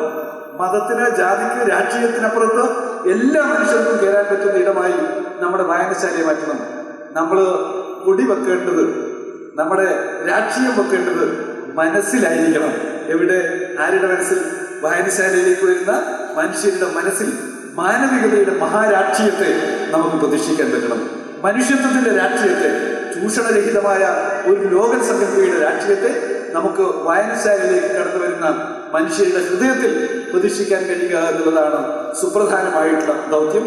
കണ്ണപുരം പഞ്ചായത്ത് വായനശാല എല്ലാ വാർഡിലും സ്ഥാപിച്ച് മാതൃകാപരമായ ഒരു പ്രവർത്തനമാണ് ഇവിടെ പൂർത്തിയാക്കിയിരിക്കുന്നത്. ഒരുപക്ഷെ ഈ പ്രവർത്തനത്തിന്റെ വലിപ്പം നമ്മളിൽ ചിലർക്ക് മനസ്സിലാക്കാൻ കഴിയണമെന്നില്ല. ഇത് ചരിത്രത്തിലേക്കുള്ള ഒരു വലിയ കുതിച്ചുകയറ്റമാണ്. ഇത് ചരിത്രത്തിന്റെ മുന്നോട്ട് നയിക്കുന്ന ഒരു വലിയ കുതിച്ചുകയറ്റമാണ്. ആ കുതിച്ചുകയറ്റത്തെ നമുക്ക് ഇനിയും വിപുലപ്പെടുത്താൻ കഴിയണം. ഞാൻ തുടക്കത്തിൽ ഒരു കാര്യം പറഞ്ഞു, ഇവിടെ ഇരിക്കുന്നതിൽ നല്ലൊരു പങ്ക് 40 വയസ്സിൽ കൂടുതൽ ഉള്ള ആളുകളാണെന്ന് ഞാൻ ഓർമ്മപ്പെടുത്തി. എവിടെയാണ് നമ്മുടെ യൗവനങ്ങൾ പോയിരിക്കുന്നത്? നമ്മുടെ നാട്ടിൽ നിന്ന് ഒരുപാട് ആളുകൾ വിദേശത്തേക്ക് പോകുന്നു. അച്ഛനമ്മമാർ മാത്രമായി മാറുന്ന വീടുകൾ നിങ്ങൾ സങ്കല്പിച്ച് നോക്കുക. അച്ഛനമ്മമാർ മാത്രമാകുന്ന വീടുകൾ. കുട്ടികൾ ബാംഗ്ലൂരാവാം, ബോംബെയിലാവാം, അല്ലെങ്കിൽ വിദേശത്താവാം. അച്ഛനമ്മമാരുമായി വീഡിയോ കോൾ ഉണ്ടല്ലോ. എന്തിനാ നാട്ടിലേക്ക് യാത്ര ചെയ്ത് വരണം, ബുദ്ധിമുട്ടണമെന്ന് ആലോചിക്കുന്ന മക്കളെ ഉൾപ്പെടെ നാം കാണുകയാണ്. ഈ അടുത്ത് എന്നോടൊരു പഞ്ചായത്ത് മെമ്പർ പറഞ്ഞു, പഞ്ചായത്ത് മെമ്പർ, തൊണ്ടിയിലെ പഞ്ചായത്ത് മെമ്പർ എന്നോട് പറഞ്ഞു, സഖാവേ, ഞങ്ങളുടെ വാർഡിനകത്ത് 72 വീടുകൾ പൂട്ടിക്കിടക്കുകയാണ്. 72 വീടുകൾ പൂട്ടിക്കിടക്കുകയാണ്. അപ്പോൾ അവരുടെ കൂടെ എന്ന ആള് പറഞ്ഞു, അത്രയും വീട് പൂട്ടിക്കിടക്കുന്നതുകൊണ്ടാണ് നീ ജയിച്ചത് എന്ന് തമാശയെ പറയാണ്. പക്ഷെ ആലോചിക്കേണ്ടുന്ന കാര്യം എന്താണ്? വീണ്ടും ഇയാൾ കൂട്ടിച്ചേർത്ത കാര്യമാണ്. 50 വീട്ടുകാർ ഇനി തിരിച്ചു വരാനേ പോകുന്നില്ല. അവർ സിറ്റിസൺഷിപ്പ് എടുത്തു. 50 വീട്ടുകാർ സിറ്റിസൺഷിപ്പ് എടുത്തു കഴിഞ്ഞു, തിരിച്ചു വരാൻ പോകുന്നില്ല. വീടൊക്കെ ഇങ്ങനെ കിടക്കുകയാണ്. ഇതൊരു തുടക്കമാണ്. പല ഇടങ്ങളിലും കാണുന്ന ഒരു മാറ്റമാണ്. ഈ മാറ്റത്തിന്റെ കാരണത്തെക്കുറിച്ച് നിങ്ങൾ ഗൗരവത്തോടെ ചർച്ച ചെയ്യണം. നമ്മുടെ നാട്ടിലെ ചെറുപ്പക്കാർക്ക് നമ്മുടെ നാട്ടിൽ വായിക്കാനിടയുണ്ടാവണം. വായിക്കാൻ മാത്രം പോരാ, നമ്മുടെ നാട്ടിലെ ചെറുപ്പക്കാർക്ക് നമ്മുടെ നാട്ടിൽ കളിക്കാനിടയുണ്ടാവണം. നമ്മുടെ നാട്ടിലെ കുട്ടികൾക്ക് നീന്തൽ കുളങ്ങളുണ്ടാവണം. നിങ്ങളൊന്ന് ആലോചിച്ച് നോക്കൂ. കണ്ണപുരത്തെ കുട്ടികൾക്ക് ഓരോ വാർഡിലും കുളിക്കാനൊരു നീന്തൽക്കുളം, നീന്തൽ പഠിക്കാനൊരു നീന്തൽക്കുളം ഉണ്ടോന്ന് നിങ്ങൾ ആലോചിച്ച് നോക്കൂ. നഗരത്തിലെ ആളുകൾക്ക് പലയിടങ്ങളിൽ അവർക്ക് സ്വിമ്മിംഗ് പൂളുകൾ അവൈലബിൾ ആയിരിക്കുന്നു. അവർക്ക് കളിക്കാൻ കളിക്കളങ്ങൾ ഉണ്ടാവുന്നു. നമുക്കിവിടെ കളിക്കളം ഉണ്ടാക്കാൻ പറ്റണം. മികച്ച ലൈബ്രറി നമുക്ക് കൊടുക്കാൻ പറ്റണം. അതിന് പറ്റുന്ന ഒരു സങ്കല്പം നമുക്ക് രൂപപ്പെടുത്താൻ പറ്റണം. ആ സങ്കല്പം എങ്ങനെയാണ് നടക്കുക? അതിന് പഞ്ചായത്തിനെ ശാക്തീകരിക്കണം. തദ്ദേശ സ്വയംഭരണ സ്ഥാപനത്തിന്റെ പ്രവർത്തനത്തെ ശക്തിപ്പെടുത്തണം. ആ തദ്ദേശ സ്വയംഭരണ സ്ഥാപനത്തിന്റെ പ്രവർത്തനം എന്ന് പറഞ്ഞാൽ പഞ്ചായത്ത് പ്രസിഡന്റ് രതി മാത്രമായി ചെയ്യേണ്ടതാണ് എന്ന് കരുതി കഴിഞ്ഞാൽ അത് മുമ്പോട്ട് പോകില്ല. നമുക്ക് പഞ്ചായത്തിനെ ശക്തിപ്പെടുത്തണം. എങ്ങനെയാണ് പഞ്ചായത്തിനെ ശക്തിപ്പെടുത്തുക? പഞ്ചായത്തിനെ സാമ്പത്തികമായി ഉൾപ്പെടെ നമുക്ക് ശാക്തീകരിക്കണം. ആ സാമ്പത്തികമായിട്ടുള്ള ശാക്തീകരണത്തിലെ വഴിയെന്താണ്? ആ വഴിയെക്കുറിച്ച് ആലോചിക്കുമ്പോൾ നമ്മുടെ നാട്ടിൽ വ്യത്യസ്ത അഭിപ്രായങ്ങളുണ്ടാവും. വ്യത്യസ്ത അഭിപ്രായത്തിൽ ഒന്നും സൂചിപ്പിച്ചിട്ട് ഞാൻ പോവാം. ഞാൻ തെറ്റായ കാര്യങ്ങളാണ് പറയുന്നുണ്ടെങ്കിൽ നിങ്ങൾ ആരും യോജിക്കണ്ട. എന്നാലും ഞാൻ ചില കാര്യങ്ങളൊക്കെ സൂചിപ്പിച്ചിട്ട് പോവാണ്. നിങ്ങൾ ആലോചിച്ച് നോക്കൂ, എങ്ങനെയാ പഞ്ചായത്തിന്റെ വരുമാനം വർദ്ധിപ്പിക്കുക? എന്റെ നാട്ടിൽ ഒരു പഞ്ചായത്ത് പ്രസിഡന്റ് എന്തായിരുന്നു? മുഴക്കുന്നിന്റെ പഞ്ചായത്ത് പ്രസിഡന്റ് പാലട്ട്. നിങ്ങളിൽ ഇവിടെ ഇരിക്കുന്ന പ്രായസ്ഥരായ ആളുകൾക്ക് അറിയായിരിക്കും. വലിയ മനുഷ്യനാണ്, നല്ല മനുഷ്യൻ, നാടിനു വേണ്ടി ജീവിച്ച ഒരു മനുഷ്യനാണ് ബാലേട്ടൻ. ഞങ്ങൾക്കൊക്കെ വളരെ ബഹുമാനമുള്ള ബാലേട്ടൻ പണ്ട് നമ്മൾ ഓർമ്മിക്കുമ്പോൾ അവിടെ രാജേശ്വരി ടാക്കീസ് ഉണ്ട്. നമ്മൾ സ്കൂളിൽ പോകുമ്പോൾ രാജേശ്വരി ടാക്കീസിന്റെ ഹൗസ്ഫുള്ളാണ്. ഹൗസ്ഫുള്ളായി കഴിഞ്ഞാൽ ബാലേട്ടൻ്റെ മുഖത്തൊരു സന്തോഷം ഉണ്ടാവും. നിങ്ങൾ വിചാരിക്കേണ്ട ബാലേട്ടൻ അവിടെ ഷെയർ ഉണ്ടായിട്ടാണ്. ബാലേട്ടൻ്റെ മുഖത്ത് രാജേശ്വരി ടാക്കീസ് ഹൗസ്ഫുള്ളായാൽ ഒരു സന്തോഷം വരുന്നതെന്ന് വെച്ചാൽ അവിടെ ആൾ കൂടി കഴിഞ്ഞാൽ പഞ്ചായത്തിന് നികുതി കിട്ടും. പഞ്ചായത്തിന് നികുതി കിട്ടിയാൽ എന്താണ്, നമ്മളെ അംഗനവാടിയിൽ ആ കക്കൂസൊക്കെ പുതുക്കിപ്പണിയാം, ഓടൊന്ന് മാറ്റിക്കെട്ടാം. ഇതാണ് ബാലേട്ടൻ്റെ ചിന്ത. അതുകൊണ്ടാണ് ബാലേട്ടനിൽ ചിരി വരുന്നത്. ഞാനിപ്പോൾ ഉറപ്പിച്ചു പറയുകയാണ്, ഇവിടെ ഏതെങ്കിലും തിയേറ്റർ ഉണ്ടെങ്കിൽ, ഏതെങ്കിലും വിനോദ കേന്ദ്രം ഉണ്ടെങ്കിൽ അവിടെ ഹൗസ്ഫുള്ളായാൽ ആൾ പറഞ്ഞാൽ നിങ്ങളുടെ പഞ്ചായത്ത് പ്രസിഡന്റിന്റെ മുഖത്ത് ഒരു ചിരിയും വരാൻ പോകുന്നില്ല. കാരണം ഇപ്പോൾ ആ വരുമാനം മുഴുവൻ അങ്ങ് ഡൽഹിയിലേക്ക് പോവാണ്. പഞ്ചായത്തുകൾ ശാക്തീകരിക്കേണ്ടുന്ന ഘട്ടത്തിൽ പഞ്ചായത്തുകൾ ദുർബലമാവുകയാണ്. അപ്പോഴാണ് എങ്ങനെയാണ് ശാക്തീകരിക്കുക? ശാക്തീകരണത്തിന്റെ ഭാഗമായി ചില നിർദ്ദേശങ്ങളുണ്ട്. എന്താ നിർദ്ദേശം? നമ്മൾ ഈ വീടൊക്കെ എടുക്കുമ്പോൾ കുറച്ച് പൈസ പഞ്ചായത്തിന് നികുതിയായി കൊടുക്കണം എന്നുള്ള നിർദ്ദേശം പല ഭാഗത്തും വന്നു. അങ്ങനെ വന്നപ്പോൾ നാട്ടിലാകെ വലിയ പ്രശ്നമായി. നാട്ടിലാളുകളെല്ലാം കുറെ ആളുകൾ പൊട്ടിത്തെറിച്ചു, ഇങ്ങനെ നികുതി കൊടുക്കാവാണല്ലോ, ഇങ്ങനെ വരാൻ പറ്റുമോ? ഒരു ചെറിയ വീടെടുക്കുമ്പോൾ ഇങ്ങനെ എത്രയാണ് നികുതി വാങ്ങുന്നത് എന്നൊക്കെ ചോദിച്ചുള്ള ചർച്ചകളുണ്ട്. ഞാൻ അതിന്റെ സെയ്യത്തിലേക്കൊന്നും ഞാൻ പോകുന്നു. പക്ഷേ എനിക്ക് ഓരോ ദിവസവും ഇങ്ങനെ വലിയ സംശയം വരും. എന്താ സംശയം എന്ന് വെച്ചാൽ, എവിടെയാണ് എന്തോ ഒരു പ്രശ്നം ഉണ്ടല്ലോ എന്നുള്ള തോന്നൽ എനിക്കുണ്ടായി. ആ സംശയങ്ങളിലൊന്ന് ഞാൻ ആലോചിച്ചു, ഒരു 3000 സ്ക്വയർ ഫീറ്റ് വീടെടുക്കുന്നവരാണ്. 3000 സ്ക്വയർ ഫീറ്റ് വീടെടുക്കുന്നവരാൾ 3000 സ്ക്വയർ ഫീറ്റ് വീടെടുക്കണമെങ്കിൽ ചുരുങ്ങിയത് ഒരു 35-40 ലക്ഷം വരില്ലേ? 35-40 ലക്ഷം രൂപ വരും അല്ലേ? 40 നിൽക്കുമോ? 40 നിൽക്കുമോ? ഒരു ഉറപ്പില്ലാത്ത 40 നിൽക്കില്ല. ഏകദേശം 60 ലക്ഷം 70 ലക്ഷം വരുന്നതാണ്. പോട്ടെ, 50 ലക്ഷം രൂപ. 50 ലക്ഷം രൂപ വരുന്നൊരു വീടെടുക്കുന്ന ഒരാള്, ഇയാൾ വീടെടുക്കുമ്പോൾ കല്ല് ഉപയോഗിക്കുന്നു. ഈ കല്ല് എവിടുന്നാണ്? ഇയാൾ വീടെടുക്കുന്ന കല്ല് ഉപയോഗിക്കുന്നത്. ഈ കല്ല് എവിടുന്നാണ്? ഈ കല്ല് ആരും അച്ഛനെ പറഞ്ഞതെന്ന് പറഞ്ഞവര് ഇവരുടെ ആരും തറവാട്ട് സ്വത്തായിട്ട് ഉണ്ടാക്കിയതല്ല. എവിടുന്നാണ്? നൂറ്റാണ്ടുകളായി രൂപപ്പെട്ട പലവിധ പ്രക്രിയകളിലൂടെ രൂപപ്പെട്ടിട്ടാണ് കല്ല്. അത് ആരുടെ സ്വത്താണ്? അത് ഒരു ജനതയുടെ സ്വത്താണ്, വ്യക്തിയുടേതല്ല. അതൊരു ജനതയുടെ സ്വത്താണ്. എന്നുവെച്ചാൽ ഖനനം എന്നുള്ളത് സാമൂഹ്യ നിയന്ത്രണത്തോടെ മാത്രം നടക്കാൻ പാടുള്ള ഒന്നാണ്. ഇനി 2, ഏത് കല്ല്? കരിങ്കല്ലാണെങ്കിൽ നൂറ്റാണ്ട് അത്രമേൽ പ്രോസസ്സിലൂടെയാണ് കരിങ്കല്ല് രൂപപ്പെടുന്നത്. ഈ കല്ല് എത്ര വേണ്ടിയൊരു വീടെടുക്കാൻ? കല്ല് ഖനനം നടത്തി കല്ല് ഉപയോഗിക്കുന്നു. ഈ കല്ല് ഉപയോഗിച്ച് അയാൾ വീട്ടിലേക്ക് കല്ല് കൊണ്ടുപോകുന്ന എന്താണ്? ലോറി ഉപയോഗിക്കുന്നുണ്ട്. എന്തോ ആവട്ടെ, ഈ ലോറി ഉപയോഗിക്കുമ്പോൾ ഈ ലോറി പോകുന്ന റോഡ്, കരിങ്കല്ലുമായിട്ട് റോഡിലൂടെ പോകുമ്പോൾ ആ റോഡിന് കൂടുതൽ ഡാമേജ് ഉണ്ടാകും. ആ ഡാമേജ് ഉണ്ടാകുക എന്ന് പറഞ്ഞാൽ 10 ലോഡ് ഒരു ചെറിയ റോഡിലെ കൂടി പോയി കഴിഞ്ഞാൽ അവിടെ ഉണ്ടാകുന്ന ബാലൻസ്, അവിടെ ഉണ്ടാകുന്ന പ്രതല വ്യത്യാസം, ആ പ്രതല വ്യത്യാസത്തിലൂടെ ജനങ്ങൾ കൊടുക്കേണ്ടി വരുന്ന പൈസ, ജനങ്ങൾ കൊടുക്കേണ്ടുന്ന ഇതെല്ലാം വല്ല കാര്യമുള്ളൂ ഇവിടെ പറയുന്നത് ചിന്തിക്കുന്ന ആളുണ്ടാവും. എന്നാൽ ഞാൻ പറഞ്ഞു പോകാൻ പറ്റുന്നതുകൊണ്ടാണ് ഈ പ്രതല വ്യത്യാസത്തിന്റെ ഭാഗമായിട്ടുണ്ടാകുന്ന പ്രശ്നം ഞാൻ ചോദിക്കുന്നത്. അതിൻ്റെ ഒരു പങ്ക് ഇയാൾ കൊടുക്കണ്ടേ? ഇനി അയാളുടെ വീട്ടിലേക്ക് ഇലക്ട്രിസിറ്റി ലൈൻ ഉണ്ടാവും, കറണ്ട് വേണം, പണിയെടുക്കുന്ന സമയത്ത് വേണം, പണി കഴിഞ്ഞാലും വേണം. ഈ കറണ്ട് എങ്ങനെയാണ്? ഒന്നുകിൽ കൽക്കരി ഉപയോഗിച്ച് കറണ്ട് ഉണ്ടാക്കുന്നുണ്ടെങ്കിൽ, ഞാൻ നേരത്തെ പറഞ്ഞതുപോലെ നൂറ്റാണ്ടുകളുടെ പ്രക്രിയയിലൂടെയാണ് കൽക്കരി ഉണ്ടാകുന്നത്. ആ കൽക്കരി കുടിച്ചെടുത്തിട്ടാണ് കറണ്ട് ഉണ്ടാക്കുന്നത്. ഇതുപോലെ തന്നെയാണ് വെള്ളം ആരുടെയും സ്വന്തം സ്വത്തല്ല. വെള്ളം ഉപയോഗിച്ചിട്ട് വൈദ്യുതി ഉണ്ടാക്കുന്നു. അതിനയാൾ പണം കൊടുക്കാൻ ബാധ്യപ്പെട്ട ആളാണ്. ഞാൻ ഒറ്റ കാര്യം ചോദിക്കുള്ളൂ, 60 ലക്ഷം രൂപ ചെലവഴിച്ച് വീടെടുക്കുമ്പോൾ, പോട്ടെ 60 പോട്ടെ, 1 കോടി രൂപ ചെലവാക്കി വീടെടുക്കുന്ന ഒരാളോട്, അല്ല നിങ്ങൾ ഒരു 35,000 രൂപ പഞ്ചായത്തിന് നികുതി കൊടുക്കുന്നത് നല്ലതാണ് കേട്ടോ എന്ന് ആരെങ്കിലും പറഞ്ഞാൽ, സർക്കാർ എന്നല്ല ആരെങ്കിലും പറഞ്ഞാൽ അത് തെറ്റാകുമോ എന്നൊരു സംശയം എൻ്റെ മനസ്സിൽ ഇപ്പോൾ പോയിട്ടില്ല. ഞാൻ പറഞ്ഞത് എൻ്റെ മനസ്സിൽ നിന്ന് ഇപ്പോഴും പോയിട്ടില്ല. ചില ആൾ കയ്യിൽ കൊടുക്കുന്ന എന്നോടില്ല ഇങ്ങനെ ഇതെല്ലാം അറിയേണ്ടതുണ്ടോ എന്ന് കരുതി ആരോന്ന് അറിയില്ലെങ്കിലും ഞാൻ നോക്കുകയാണ്. അപ്പോൾ ഞാൻ ഒറ്റ കാര്യം പറയുന്നു, നമുക്ക് പഞ്ചായത്തിനെ ശാക്തീകരിക്കണം. അതിന് പഞ്ചായത്തിന് വരുമാനം ഉണ്ടാവണം. ചില ആളുകൾ അവർ ചില മതസ്ഥാപനങ്ങൾക്കും ജാതി സ്ഥാപനങ്ങൾക്കും ഒക്കെ തേങ്ങ പറിക്കാനുള്ള റൈറ്റൊക്കെ കൊടുക്കുന്നത് നമ്മുടെ നാട്ടിൽ കാണാറുണ്ട്. അടക്ക പറിക്കാനുള്ള റൈറ്റ്, മാങ്ങ പറിക്കാനുള്ള അവകാശമൊക്കെ കൊടുക്കുന്നത്. ഞാൻ പറയുന്നത് നമ്മുടെ നാട്ടിലെ വായനശാലകൾക്കൊക്കെ ഇങ്ങനെ ആളുകൾ കൊടുക്കുന്ന നിലയിലുള്ള ഒരു സാമൂഹ്യ മാറ്റത്തെക്കുറിച്ച് നമ്മൾ ആലോചിക്കണം. ഇതെന്തിനെന്ന് വെച്ചാൽ നമുക്കെല്ലാവർക്കും കളിസ്ഥലം ഉണ്ടാക്കാനാണ്, നമുക്കെല്ലാവർക്കും ലൈബ്രറി ഉണ്ടാക്കാനാണ്, നമ്മുടെ നാട്ടിലെല്ലാവർക്കും കളിക്കാനും കുളിക്കാനും ഒക്കെ ഇട ഉണ്ടാക്കാനാണ്. അതിനുവേണ്ടിയുള്ള കൂട്ടായ പ്രവർത്തനം ഉണ്ടാവണം. ഒറ്റ കാര്യം കൂടി പറഞ്ഞു, ഞാൻ അവസാനിപ്പിക്കാം. ഇവിടെ ഭൂരിപക്ഷവും സ്ത്രീകളാണ്. സ്ത്രീകൾ ഇന്ന് ശാക്തീകരിക്കപ്പെട്ടുകൊണ്ടിരിക്കുന്ന ഒരു ഘട്ടത്തിലാണ്.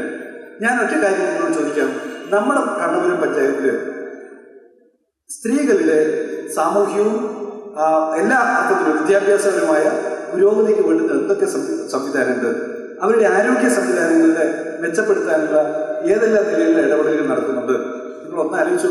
ഞാൻ ഒരു കാര്യം അതുമായി ചേർത്ത് വെച്ച് പറയുന്നത്, ഞാൻ ഒരു ദിവസം ബാംഗ്ലൂരിൽ നിന്ന് രാത്രി ബസ്സിന് വന്ന് എൻ്റെ വീട്ടിലേക്ക് ഇറങ്ങി. എൻ്റെ വീട്ടിൻ്റെ സ്റ്റോപ്പിലേക്ക് ഇറങ്ങി രാത്രി ബസ്സിനാണ്, നടന്നു പോവാണ്. രാത്രി നല്ല പുലർച്ചെ ഒരു 4:45 ആവുന്ന സമയത്താണ് വന്നിറങ്ങിയിട്ട് നടക്കുന്നത്. അപ്പോൾ ഞാനിങ്ങനെ നടന്നു പോകുമ്പോൾ നമ്മുടെ ഓപ്പോസിറ്റ് സൈഡിൽ കുറച്ച് സ്ത്രീകൾ ഇങ്ങനെ വളരെ ഉഷാറായിട്ട് ടോർച്ചുകളായിട്ട് നല്ല ഉഷാറിൽ കൂട്ടുമ്പോൾ കൂടി നടന്നു വരികയാണ്. ഞാൻ പെട്ടെന്ന് വന്നിട്ട് ചോദിച്ചാൽ, ഞാൻ പെട്ടെന്ന് ആരും മരിച്ചോ അങ്ങനെ എന്തോ നോക്കുകയാണ്. അപ്പോൾ അവർ വളരെ പറഞ്ഞല്ല, നമ്മൾ മോർണിംഗ് വാക്കാണ്, നമ്മുടെ നാട്ടിലൊരു പുതിയ മാറ്റമാണ് മോർണിംഗ് വാക്കാണ്. പക്ഷേ ഞാൻ ഒന്നാലോചിച്ചു, നമ്മുടെ നാട്ടിലെ സ്ത്രീകൾക്ക് നടക്കാനുള്ള ഒരു സ്ഥലം റോഡല്ലാതെ എവിടെയാണുള്ളത്? ഒന്നാലോചിച്ചു. സിനിമാ നടൻ മധു പറഞ്ഞ ഇതാണ്, ഞാൻ റോട്ടിൽ നിന്ന് നടക്കാൻ പോകാറില്ല. അദ്ദേഹം കൂട്ടിച്ചേർത്ത് ഒന്നുകിൽ പാണ്ടിലോറി ഇടിച്ച് മരിക്കും, അല്ലെങ്കിൽ നായി അടിച്ചിട്ട് ആശുപത്രിയിലാണ്. അതുകൊണ്ട് ഞാൻ പോകാറില്ല, എനിക്ക് കുറച്ചും കൂടി ജീവിക്കണമെന്നുണ്ട് എന്നാണ് അദ്ദേഹം പറഞ്ഞത്. പ്രിയപ്പെട്ടവരെ, ഞാൻ ഓർമ്മിക്കുന്നത്, അത് പറയുന്നത് നമ്മുടെ നാട്ടിലെ സ്ത്രീകൾക്ക്, പ്രായം ചെന്നവർക്ക് നടക്കാനൊരു ഇടപാട്, പൊതുവിൽ ആരോഗ്യ സംവിധാനങ്ങൾക്ക് മെച്ചപ്പെട്ട ഒരു ഇടമൊരുക്കണ്ടേ? അതിനൊക്കെ പറ്റിയ നിലയിലുള്ള വിപുലമായ കൂട്ടായ്മകൾക്ക് ലൈബ്രറികൾ സാക്ഷ്യം വഹിക്കണം. ലൈബ്രറികളാണ്, വായനശാലകളാണ് ഇതിൻ്റെയൊക്കെ കേന്ദ്രമായി മാറേണ്ടതെന്ന് ഞാൻ ഓർമ്മപ്പെടുത്തുകയാണ്. അതിൽ നമ്മുടെ നാട്ടിലെ ചെറുപ്പക്കാർ ഭാഗവാക്കാണ്. അവർ വിദേശങ്ങളിലേക്ക് പോകാൻ, നാട് വിട്ടു പോകുന്നതിന് കാരണമാകുന്നതിലൊന്ന് നാട്ടിലെ സംവിധാനങ്ങളുടെ അപര്യാപ്തത കൂടി ആണോ എന്നത് പരിശോധിക്കാനുള്ള ബാധ്യത നമുക്കുണ്ട്. ആ പരിശോധന നമ്മളെല്ലാവരും ഒറ്റക്കെട്ടായി നടത്തുകയും കണ്ണപുരം പഞ്ചായത്തിന്റെ മാതൃകാപരമായിട്ടുള്ള എല്ലാ അർത്ഥത്തിലും മികച്ച നിലയിൽ നടത്തിയിട്ടുള്ള ഈ പ്രവർത്തനം ഇനിയും മുന്നോട്ട് കൊണ്ടുപോകാൻ പറ്റണം. കണ്ണൂരിൽ ലൈബ്രറി കോൺഗ്രസിന്റെയൊക്കെ തുടർച്ചയിൽ നമ്മൾ ഉണ്ടാക്കിയെടുത്തിട്ടുള്ള ഒരു വലിയ മുന്നേറ്റം എല്ലാ വാർഡിലും ഒരു വായനശാല എന്നുള്ളതാണ്. എല്ലാ വാർഡിലും ഒരു വായനശാലയെങ്കിലും എന്നുള്ളതാണ്. വായനശാലകളുടെ പ്രവർത്തനത്തിലും നമുക്ക് ചില മാറ്റങ്ങൾ ഉണ്ടാവണം. ചിലയിടങ്ങളിൽ എന്താണെന്ന് വെച്ചാൽ, ഞങ്ങളുടെ നാട്ടിലൊരു വായനശാല ഉണ്ടെങ്കിൽ അപ്പുറത്ത് വായനശാല ഉണ്ടാവാൻ പാടില്ല എന്നുള്ളതാണ്. അത് പറ്റില്ല. എൻ്റെ വായനശാല മികച്ച നിലയിൽ പ്രവർത്തിക്കുന്നുണ്ടെങ്കിൽ അപ്പുറത്തെ വായനശാല മികച്ച നിലയിൽ പ്രവർത്തിക്കേണ്ടതില്ല എന്നുള്ളതാണ്. അതും പറ്റില്ല. വായനശാലകൾ സഹകരിച്ച് പ്രവർത്തിക്കണം എന്ന് പറഞ്ഞാൽ, അപ്പുറത്തെ പീഡിയ കൂട്ടിച്ചിട്ടാണ് ഇപ്പുറത്തെ പീഡിയ നന്നാക്കേണ്ടത് എന്ന് കരുതി പോയത്. അപ്പുറത്തെ വായനശാലയിൽ നന്നാവണം, ഇപ്പുറത്തെ വായനശാലയിൽ നന്നാവണം, എല്ലാ വായനശാലകളും നന്നാവണം. വായനശാലകളുടെ ഒരു വസന്തം നമ്മുടെ നാട്ടിൽ ഒരുക്കാൻ പറ്റണം. അതിന് പറ്റുന്ന നിലയിൽ കൂട്ടായ പ്രവർത്തനമാണ് നമ്മൾ രൂപപ്പെടുത്തേണ്ടത്. അതിന് ലൈബ്രറി കോൺഗ്രസിന്റെ തുടർച്ചയിൽ നമ്മൾ നടത്തിയിട്ടുള്ള പ്രവർത്തനം കരുത്താവും. അതിന് തുടർച്ചയിൽ കണ്ണൂരിലെ ലൈബ്രറി പ്രസ്ഥാനത്തിന്റെ ചരിത്രത്തെക്കുറിച്ച് ഒരു പുസ്തകം തയ്യാറാക്കപ്പെട്ടിട്ടുണ്ട്. അത് ഇംഗ്ലീഷിൽ തയ്യാറാക്കിയതാണ് 1ാം ഘട്ടത്തിൽ. കാരണം കണ്ണൂരിന് വെളിയിലെ ജനങ്ങൾ, കേരളത്തിന് വെളിയിലെ ജനങ്ങൾ കൂടി മനസ്സിലാക്കണമെന്നതുകൊണ്ടാണ്. അതിനൊപ്പം നമ്മുടെ ലൈബ്രറികളിലും ഇംഗ്ലീഷും ഹിന്ദിയും തമിഴും ഇങ്ങനെ വ്യത്യസ്ത ഭാഷകളിലുള്ള പുസ്തകങ്ങൾ നമ്മൾ കരുതണം. കാരണം അതിഥി തൊഴിലാളികളായി എത്തുന്ന ഒരു വലിയ വിഭാഗം മനുഷ്യർ നമ്മുടെ നാട്ടിലുണ്ട്. അവരെ കൂടി നമ്മൾ വായനശാലകളുടെ ഭാഗമാക്കണം. അവർക്കും നമ്മൾ ഈ സാഹിത്യകൃതികൾ നൽകുന്ന സ്ഥിതി ഉണ്ടാവണം. അതുകൊണ്ട് ഇംഗ്ലീഷിലാണ് ലൈബ്രറി കോൺഗ്രസിന്റെ ഭാഗമായിട്ടുള്ള പ്രസിദ്ധീകരണം നടത്തിയിട്ടുള്ളത്. അതിനൊപ്പം ഒരു പുസ്തകം നമ്മുടെ ശാന്ത കാവുമ്പായിയുടെ ഡിസംബർ 30 എന്ന പുസ്തകം ഇംഗ്ലീഷിലേക്ക് ട്രാൻസ്ലേറ്റ് ചെയ്ത് പ്രസിദ്ധീകരിച്ചിട്ടുണ്ട്. നിങ്ങളുടെ കൈകളിൽ അതൊക്കെ എത്തുമെന്ന് ഞാൻ കരുതുകയാണ്. പ്രിയപ്പെട്ടവരെ, നിറഞ്ഞ സ്നേഹത്തോടെ ഒരിക്കൽ കൂടി നിങ്ങളെ അഭിവാദ്യം ചെയ്തുകൊണ്ട് നിറഞ്ഞ സന്തോഷത്തോടെ കണ്ണപുരം പഞ്ചായത്തിന്റെ സമ്പൂർണ്ണ വായനശാല പ്രഖ്യാപനം നിർവഹിച്ചതായി അറിയിക്കുന്നു. നന്ദി, നമസ്കാരം.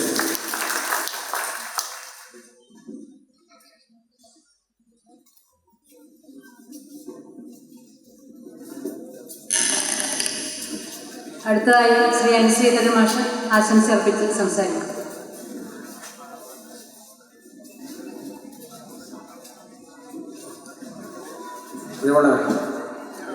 കണ്ണപുരം ഗ്രാമപഞ്ചായത്ത് സമ്പൂർണ്ണ ലൈബ്രറി പ്രഖ്യാപനം ഇവിടെ നടത്തിയിരിക്കുകയാണ്. നമ്മുടെ പഞ്ചായത്തിൽ എല്ലാ വാർഡുകളിലും ഈ പറയുന്ന വായനശാലകളുടെ നിർദ്ധാരകങ്ങളും ഇതും അംഗീകൃതമായിട്ട് ദേശീയതയാണ്. പുതിയ കുറേ വായനശാലകൾ ഇനിയും ദേശീയമാക്കി ക്ലബ്ബുകളും വായനശാലകളും ഒക്കെ തന്നെ നിർദ്ധാരകരാക്കി മാറ്റാൻ സാധിക്കുന്ന രീതിയിൽ നമുക്ക് കുറേ കൂടി മുന്നോട്ട് പോകാൻ വേണ്ടി സാധിക്കേണ്ടതുണ്ട് എന്ന് വേണം സൂചിപ്പിച്ചിട്ടുണ്ട്. യഥാർത്ഥത്തിൽ നമ്മുടെ ഈ വായനശാലകളിൽ നമുക്ക് ഉണ്ടാക്കിയിട്ടുള്ള ഒരു പ്രത്യേകത, അവിടെ പഴയ വായനശാലയുടെ പേരുകളൊക്കെ നോക്കിയാൽ നമുക്ക് കാണാൻ വേണ്ടി സാധിക്കും. ദേശീയ പ്രസ്ഥാനത്തിൻ്റെ ഭാഗമായിട്ടാണ് ഈ വായനശാലകൾ ഉയർന്നു വരുന്നത്.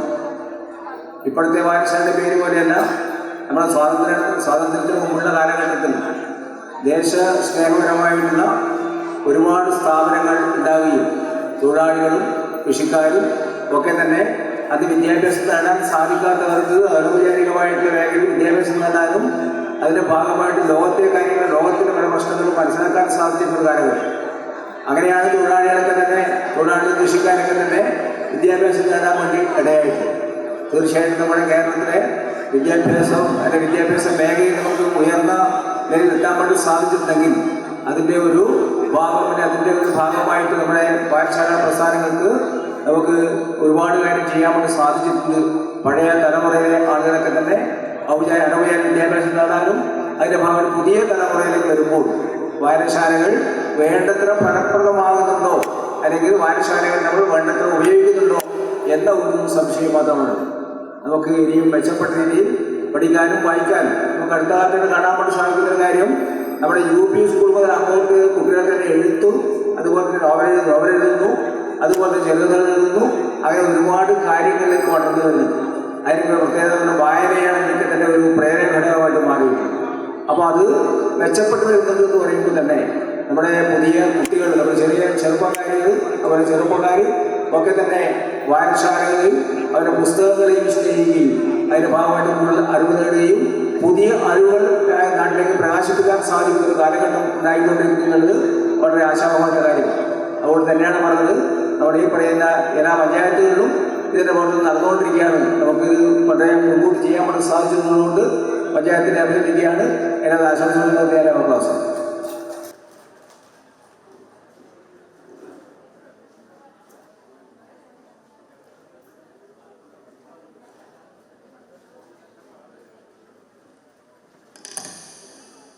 അടുത്തതായി KV ശ്രീധരേട്ടൻ ആശംസിച്ചു സംസാരിക്കും.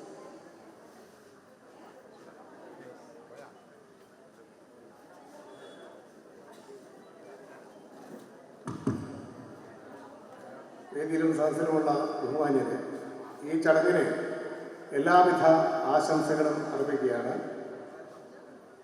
ഇവിടെ പങ്കെടുത്ത ആളുകളിൽ ഒരു 25% അവരവരുടെ ഗ്രാമങ്ങളിലെ വായനശാലകളിൽ നിന്ന് പുസ്തകങ്ങൾ എടുത്ത് വായിച്ചിരുന്നെങ്കിൽ എന്ന് ഞാൻ വെറുതെ ആഗ്രഹിക്കുകയാണ്. നന്ദി. അടുത്തതായി KV രാമകൃഷ്ണൻ സംസാരിക്കും.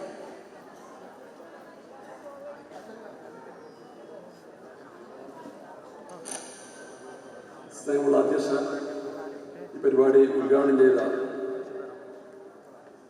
ഡോക്ടർ വി ശ്രീനിവാസൻ MP, മറ്റ് വേദിയിലും സദസ്സിലുമുള്ള സ്നേഹമുള്ളവർ, ലൈബ്രറിയുടെ പ്രാധാന്യം സംബന്ധിച്ചൊക്കെ വളരെ വിശദമായി തന്നെ ഉദ്ഘാടകൻ പറഞ്ഞു കഴിഞ്ഞു. നമ്മെ സംബന്ധിച്ചിടത്തോളം 14 വാർഡിൽ 17 ലൈബ്രറി ആയി കഴിഞ്ഞിട്ടുണ്ട്. പക്ഷെ ഇപ്പോഴും പ്രശ്നമെന്ന് പറയുന്നത് പലപ്പോഴും ലൈബ്രറിയിൽ കെട്ടിക്കിടക്കുന്ന പുസ്തകങ്ങൾ വേണ്ടത്ര വായിക്കപ്പെടുന്നില്ല എന്നുള്ളതാണ്. ഇവിടെ ഉദ്ഘാടന പ്രസംഗത്തിൽ സൂചിപ്പിച്ചു. നമ്മുടെ യുവാക്കളും ആ രീതിയിൽ പുതിയ തലമുറയിൽപ്പെട്ടവർ വായനശാലകളിൽ നിന്ന് വായിക്കുന്നത് ഒരു ശീലം കുറയുകയാണ്. പക്ഷേ വായന മറ്റു വിധത്തിൽ ഡിജിറ്റൽ വായന വലിയ തോതിൽ വർദ്ധിക്കുകയാണ്. അതുപോലെ വായനശാലകൾ തന്നെ ഒരു ഡിജിറ്റൽ കേന്ദ്രങ്ങളായി, മറ്റ് ഡിജിറ്റൽ സൗകര്യങ്ങളൊക്കെ ഉള്ള കേന്ദ്രങ്ങളായി പല വായനശാലകളും മാറിക്കഴിഞ്ഞിട്ടുണ്ട്. അപ്പോൾ ആ രീതിയിൽ കുറെ കൂടി വായനശാലകൾ സജീവമാക്കാനുള്ള ഒരു ശ്രമം നമ്മുടെയൊക്കെ ഭാഗത്തിൽ ഉണ്ടാവണം എന്ന് മാത്രം സൂചിപ്പിച്ചുകൊണ്ട് ഈ പരിപാടിക്ക് എല്ലാവിധ ആശംസകളും അറിയിക്കും.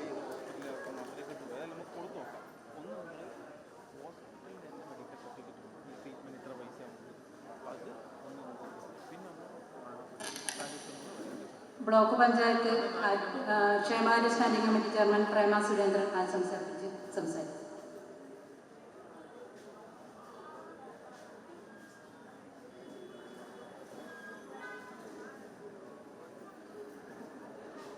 വേദിയിലുള്ള കണ്ണപുരം ഗ്രാമപഞ്ചായത്തിൻ്റെ ബഹുമാനപ്പെട്ട പ്രസിഡന്റ്, അതുപോലെ കണ്ണപുരം ഗ്രാമപഞ്ചായത്തിൻ്റെ സമ്പൂർണ്ണ ലൈബ്രറി പ്രഖ്യാപനം നടത്തിയ ബഹുമാനപ്പെട്ട MP, ഏറെ വിശിഷ്ട വ്യക്തിത്വങ്ങളെ സ്നേഹം നിറഞ്ഞവർ. കണ്ണപുരം ഗ്രാമപഞ്ചായത്തിൻ്റെ സമ്പൂർണ്ണ ലൈബ്രറി പ്രഖ്യാപനമാണ് ഇവിടെ നടന്നു കഴിഞ്ഞിട്ടുള്ളത്. നമ്മൾക്കറിയാം, എല്ലാ വാർഡുകളിലും ഇപ്പോൾ വായനശാല നിലവിൽ വന്നു. പക്ഷേ വായനശാലയെ നമുക്ക് ജനകീയമായി മുന്നോട്ട് കൊണ്ടുപോകാൻ വേണ്ടി സാധിക്കേണ്ടതുണ്ട്. ഓരോ മാസവും വായനശാലയുടെ നേതൃത്വത്തിൽ വ്യത്യസ്തമായ പരിപാടികൾ സംഘടിപ്പിച്ചുകൊണ്ട് നമ്മൾക്ക് യുവജനങ്ങളെയും യുവതികളെയും കുട്ടികളെയും ഒക്കെ വായനശാലകളിലേക്ക് ആകർഷിക്കാൻ പറ്റുന്ന രീതിയിലേക്ക് നമ്മുടെ വായനശാലകളെ മാറ്റിയെടുക്കേണ്ടതുണ്ട് എന്ന് മാത്രം സൂചിപ്പിച്ചു വെച്ചുകൊണ്ട് ഈ ചടങ്ങിന് എല്ലാവിധ ആശംസകളും നേർന്നുകൊണ്ട് നിർത്തുന്നു.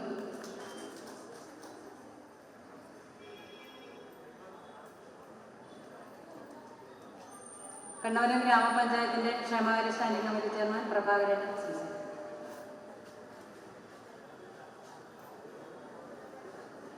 വേദിയിലും സദസ്സിലുമുള്ള ബഹുമാന്യരെ, ഏറെ ശാഖനീയമായ ഒരു പരിപാടിയാണ് ഇവിടെ നടന്നിരിക്കുന്നത്. കണ്ണപുരം ഗ്രാമപഞ്ചായത്തിലെ 14 വാർഡുകളിലും സമ്പൂർണ്ണ ലൈബ്രറി ഉള്ള വാർഡുകളെ പ്രഖ്യാപനം നമ്മുടെ ബഹുമാനപ്പെട്ട MP ഇവിടെ നടത്തിയിരിക്കുകയാണ്. വായന ഇന്ന് ഏറെക്കുറെ കുറഞ്ഞു വരുന്ന സാഹചര്യമുണ്ട്. അതിന് പല കാരണങ്ങളുണ്ട്. ഒരു കാലത്ത് കർഷക തൊഴിലാളികളും നമ്മുടെ ഗ്രാമങ്ങളെ വായനശാലകൾ കൊണ്ടും വായനകൾ കൊണ്ടും ചർച്ചകൾ കൊണ്ടും സമ്പൂർണ്ണമാക്കിയ ഒരു കാലഘട്ടം ഉണ്ടായിരുന്നു. ഏകദേശം 40-50 വർഷം മുമ്പ്. അതിനുശേഷം ഉണ്ടാകുന്ന മാറ്റങ്ങൾ, പരിവർത്തനങ്ങൾ വായനയെ ഒരു പിടി പിന്നോട്ട് വലിച്ചിരിക്കുകയാണ്. ഇന്ന് നമ്മുടെ ഗ്രാമങ്ങളിൽ നല്ല കെട്ടിടങ്ങളും അതിലേറെ 10,000-കണക്കിന് രൂപയിൽ വില വരുന്ന പുസ്തകങ്ങളൊക്കെ ഉണ്ട്. നമ്മുടെ ഭംഗ്യന്തരേണ പറയും, ഒരു വായനശാല ഒരു സർവകലാശാലയ്ക്ക് തുല്യമാണ് എന്ന്. അത് വാസ്തവമാണ്. മനുഷ്യ മനസ്സിൻ്റെ വികാസം വായനയിലൂടെ നമ്മൾ മുന്നോട്ട് കൊണ്ടുപോകണം എന്നൊക്കെ ഭംഗ്യവാക്കായിട്ട് പറയാമെങ്കിലും കുറഞ്ഞു വരുന്ന വായന നമ്മളെ മുന്നോട്ട് കൊണ്ടുപോയി കൂടുതൽ വായന നമ്മുടെ മനുഷ്യരിലേക്ക് എത്തിക്കാനുള്ള ഒരു സന്ദേശം കൂടെ ഈ പ്രഖ്യാപനം ഒതുക്കട്ടെ എന്ന് ആശംസിച്ചുകൊണ്ട് ഈ പരിപാടിക്ക് എല്ലാവിധ ആശംസകളും നേരുകയാണ്. നിങ്ങൾക്ക് എൻ്റെ അഭിവാദ്യങ്ങൾ.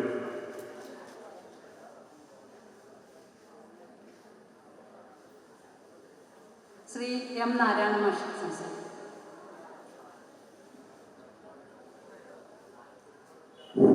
വേദിയിൽ സദസ്സിലിരിക്കുന്ന സ്നേഹമുള്ളവർ, സമ്പൂർണ്ണ ലൈബ്രറി പ്രഖ്യാപനം ഇവിടെ നടത്തുന്നത് ഈ പഞ്ചായത്തിലെ എല്ലാ വാർഡുകളിലും ലൈബ്രറികൾ സ്ഥാപിച്ചു കഴിഞ്ഞതിൻ്റെ അടിസ്ഥാനത്തിലാണ് ഇത്തരമൊരു പ്രഖ്യാപനം നടന്നത്. ഈ ലൈബ്രറികൾ വേണ്ട വിധം നമ്മൾ ഉപയോഗിക്കുന്നുണ്ടോ എന്ന് നാം പരിശോധിക്കേണ്ടതുണ്ട്. പല ലൈബ്രറികളും പേരിന് മാത്രം തുറന്ന് പ്രവർത്തിക്കുന്നതായി മാറിയിട്ടുണ്ടെന്നുള്ളത് സത്യമാണ്. പക്ഷേ കണ്ണപുരം പഞ്ചായത്തിൻ്റെ വിവിധ ഭാഗങ്ങളിൽ 3-4 ലൈബ്രറികൾ വളരെ നല്ല നിലയിൽ പ്രവർത്തിക്കുന്നു. നമ്മുടെ രാജ്യത്ത് വളരെ മുമ്പ് തന്നെ ലൈബ്രറികൾ ഉണ്ടായിരുന്നു. സ്വാതന്ത്ര്യ സമര പ്രസ്ഥാനവുമായി ബന്ധപ്പെട്ട വ്യക്തികളൊക്കെയാണ് അത്തരം ലൈബ്രറികൾ സ്ഥാപിച്ചിട്ടുള്ളത്. അതിങ്ങനെ വേണ്ടത്ര വളർന്നു വരാതെ സൃഷ്ടിച്ചു പോയ ഒരു അനുഭവം ഉണ്ടായിട്ടുണ്ട്. പിന്നെ കാലക്രമേണ ഓരോ സ്ഥലത്തും പുതിയ ലൈബ്രറികൾ ഉയർന്നു വന്നിട്ടുണ്ട്. ഒരു കാലത്ത് വായന നമ്മുടെ ചെറുപ്പക്കാരുടെ ഹരമായിരുന്നു. അതിലേറ്റവും വലിയ പങ്ക് വെച്ചത് 2 വാരികകളായിരുന്നു നമുക്കറിയാം. ആ വാരികകളിൽ വരുന്ന ലേഖനങ്ങൾ, കഥകൾ വായിക്കാൻ അല്ലെങ്കിൽ നോവലുകൾ വായിക്കാൻ എല്ലാ ചൊവ്വാഴ്ചയും യുവജനങ്ങൾ പീടികകളിൽ എത്തുമായിരുന്നു. ആ വായന സമൂഹത്തിന് അപകടം ചെയ്യുന്നു എന്നൊരു വിഭാഗത്തിന് തോന്നിയപ്പോൾ അതിനെതിരെ ശക്തമായ പ്രതികരണം വന്നു. അത് അത്തരം വാരികകൾ കയ്യിൽ വെച്ചുകൊണ്ട് നടക്കുന്നത് അപകടമാണ് എന്ന ബോധം പറഞ്ഞു പരത്തിയപ്പോൾ അതോടെ ആ വായന നിന്നു. യഥാർത്ഥത്തിൽ അതിൽ പൈങ്കിളി കഥകൾ മാത്രമല്ല ഉണ്ടായിരുന്നത്. ഒരുപാട് ചരിത്ര പുസ്തകങ്ങളിലെ പാഠങ്ങളും നമ്മുടെ പുരാണങ്ങളിലെ ഭാഗങ്ങളും ഒക്കെ ആ പുസ്തകങ്ങളിൽ ഉണ്ടായിരുന്നു. നമുക്കതിനെ ഒരാൾ ഒരു സ്ഥിരമായി ഒരേ തരത്തിലുള്ള പുസ്തകം വായിക്കില്ല. അപ്പോൾ പൈങ്കിളി കഥകൾ വായിച്ച് മടുക്കുമ്പോൾ അവർ പുരാണ കഥകളിലേക്കും മറ്റു കഥകളിലേക്കൊക്കെ മറ്റ് ഇതിലേക്കും നീങ്ങും. അത് അതിനുള്ള സാവകാശം ലഭിക്കുന്നത് അതിനെതിരെ നടത്തിയിട്ടുള്ള പ്രചരണങ്ങൾ നമ്മുടെ വായനയെ മുരടിപ്പിച്ചു എന്ന കാര്യത്തിൽ ഒരു തർക്കവുമില്ല. ആ ഒരു തലമുറയാണ് വായനയിൽ പിന്നോട്ട് പോയത്. ഇന്ന് അവർ നേരത്തെ നമ്മുടെ MP പറഞ്ഞതുപോലെ 40-ന് മേലെയുള്ള ഒരു തലമുറയാണ്. ആ തലമുറയെ ലൈബ്രറികളിൽ എത്തിക്കുക എന്നത് വളരെ പ്രധാനമാണ്. സമ്പൂർണ്ണ പ്രഖ്യാപനം നടത്തി ഒരുപാട് വായനശാലകൾ ഉണ്ടാക്കിയതുകൊണ്ട് മാത്രം കാര്യം